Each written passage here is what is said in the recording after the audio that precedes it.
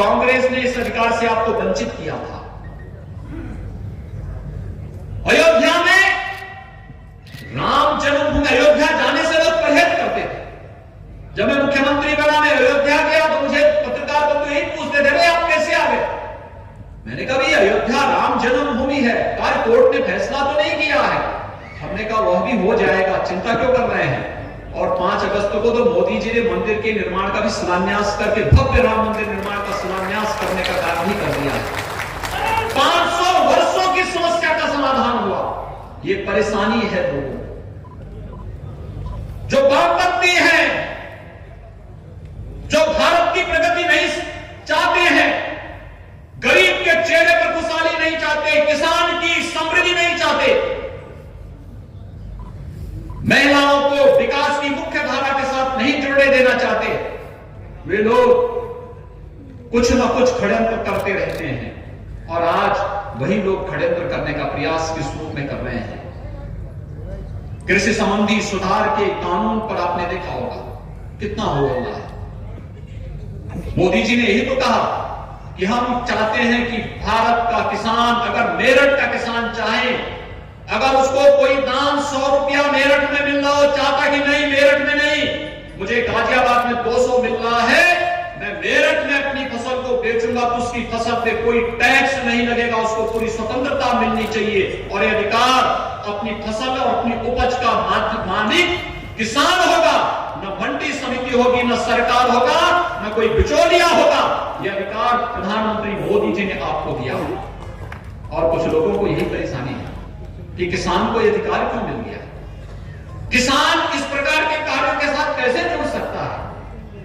किसान अन्नदाता है तो वह अपनी फसल और अपनी उपज का मालिक भी है।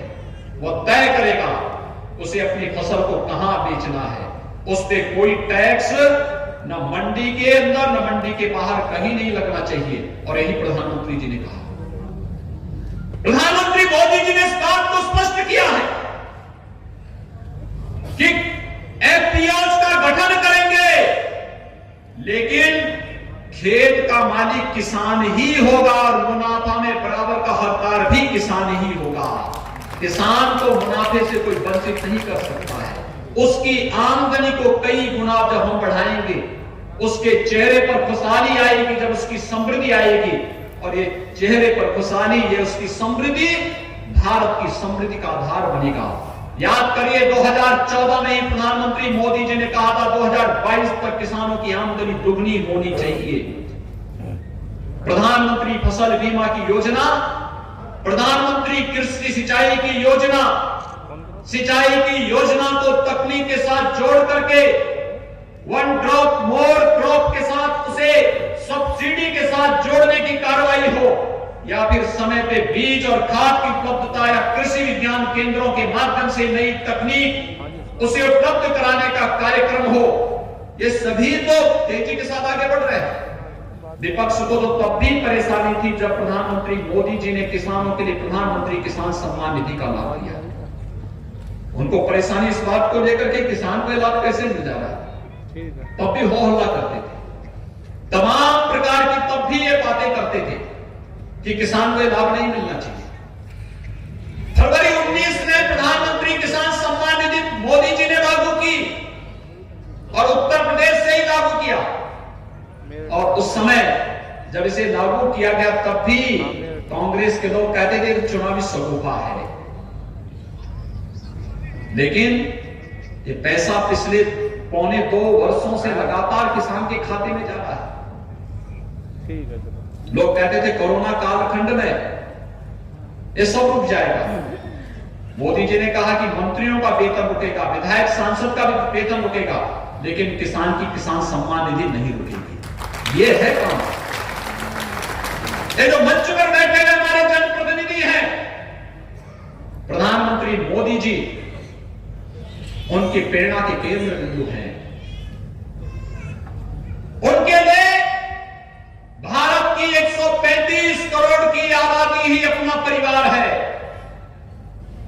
और भारत की 135 करोड़ आबादी के लिए, भारत के 135 करोड़ नागरिकों के जीवन में खुशहाली लाना, उनके जीवन में समृद्धि लाना, इसी कार्य के लिए उन्होंने अपना पूरा जीवन समर्पित किया है। और मंच पर बैठा हुआ एक एक जनप्रतिनिधि जब अपनी पूरी का पूरा वेतन, अपनी पूरी की पूरी निधि कोरोना के उपचार के लिए, कोरोना जैसी महामारी के लिए लड़ने के लिए सरकार को समर्पित करता है, तो उस समय एक शर्त रखता है कि किसान को प्रधानमंत्री किसान सम्मान निधि मिलनी चाहिए। और भाइयों बहनों, कोरोना कालखंड में हर एक किसान के खाते में पैसा गया। यह है कार्य। प्रदेश के अंदर लगातार ये कार्यक्रम अभियान आगे बढ़ रहे हैं। आज प्रदेश के अंदर हमारे पास 6 कृषि विश्वविद्यालय है, 4 राज्य सरकार के, 1 निजी क्षेत्र का और 1 केंद्रीय विश्वविद्यालय। प्रधानमंत्री मोदी जी ने अभी कुछ माह पहले झांसी में एक केंद्रीय विश्वविद्यालय का लोकार्पण किया। प्रदेश में पिछले 3.5 वर्ष के दौरान 20 नए कृषि विज्ञान केंद्र बनाए गए। एक कृषि विज्ञान केंद्र किसान की आत्मनिर्भरता के आधार। अभी जब मैं आ रहा था, किसान भाइयों को ट्रैक्टर दिए जा रहे थे, कृषि संबंधी उपकरण वितरण किए जा रहे थे। एक किसान के लिए भारत सरकार और प्रदेश सरकार के द्वारा दी जाने वाली योजनाओं का लाभ किसान तक कैसे पहुंचे, ये उसी का हिस्सा है। और इसीलिए आज मैं आप सबसे यही कहने के लिए आया हूं कि भाइयों बहनों, जिन्हें किसान की समृद्धि और किसान की प्रगति से आपत्ति है, वही लोग गुमराह करने के लिए नए नए सबों पे छोड़ रहे हैं। और अब तो वे उन्होंने एक नई शर्त भी जोड़ दी है। नई शर्त क्या जोड़ दी है? जो भारत के टुकड़े टुकड़े करने के लिए नारेबाजी करते थे, आज उनके द्वारा कहा जा रहा है कि उनको जब पुलिस ने FIR दर्ज करके जेल के अंदर बंद किया, तो कहा जा रहा है कि उनको पहले छोड़ो। यानी जो भारत विरोधी गतिविधियों में लिप्त हैं, भारत की एकता और अखंडता को नुकसान पहुंचाने के आदी हैं, जगह जगह दंगा भड़काने में जिन लोगों के षड्यंत्र सामने आए हैं, आज उनकी पैरवी हो रही है। किसानों के कंधों में बंदूक रख करके भारत की एकता और अखंडता को चुनौती दी जा रही है। किसानों के कंधों पर, किसान भाइयों के कंधे पर बंदूक रख करके देश की सुरक्षा में सेंध लगाने का कार्य किया जा रहा है। ये स्वीकार्य नहीं हो सकता है। और इसीलिए भाइयों बहनों, भारत का अन्नदाता किसान सम और विषम दोनों परिस्थितियों में सदैव भारत की एकता और अखंडता के साथ खड़ा रहा है। उसके लिए भारत माता की रक्षा करना और भारत माता के लिए सब कुछ समर्पित करना, उसके लिए यही शिरोधार्य है। और वह निरंतर इसके लिए कार्य किया है। और मैं आप सबका आह्वान करूंगा, हमें देश के खिलाफ होने वाले किसी भी षड्यंत्र का मुंहतोड़ जवाब देने के लिए तैयार होना होगा। लेकिन साथ साथ लोकतंत्र में हम लोग रहते हैं। हमारी कोई बात होगी, हम प्रशासन के साथ, शासन के साथ संवाद बनाकर उसका समाधान का रास्ता भी निकालेंगे। समाधान संवाद से होगा, संघर्ष से नहीं। और समाधान के उस रास्ते के लिए ही किसान भाइयों को आगे आना पड़ेगा। और भाइयों बहनों, मुझे आज बहुत प्रसन्नता है, एक अच्छी दिशा में कृषि और कृषि शिक्षा को आगे बढ़ाने का प्रयास हो रहा है। सरदार वल्लभ भाई पटेल कृषि और प्रौद्योगिकी विश्वविद्यालय मेरठ में केंद्रीय पुस्तकालय भवन के साथ साथ कृषि संबंधी तमाम अन्य परियोजनाओं को यहां पर लोकार्पित किया। मुझे बताया गया कि यहां पे कृषि विज्ञान केंद्र नए जोड़े गए हैं। कृषि विज्ञान केंद्र और कृषि विश्वविद्यालयों का बेहतर समन्वय हो। कृषि विज्ञान केंद्र किसानों के साथ जुड़े और हर कृषि विज्ञान केंद्र एक एक किसान उत्पादक संगठन स्थापित करके किसानों की आमदनी को कई गुना बढ़ाने में अपना योगदान दे पाएंगे। इसके लिए अभी से कार्य करना पड़ेगा। प्रधानमंत्री मोदी जी ने 1 लाख करोड़ रुपए का एक कृषि इंफ्रास्ट्रक्चर फंड का भी गठन किया है। आने वाले समय में 10,000 कृषि उत्पादन संगठन, किसान उत्पादक संगठन गठित होने हैं। और मैं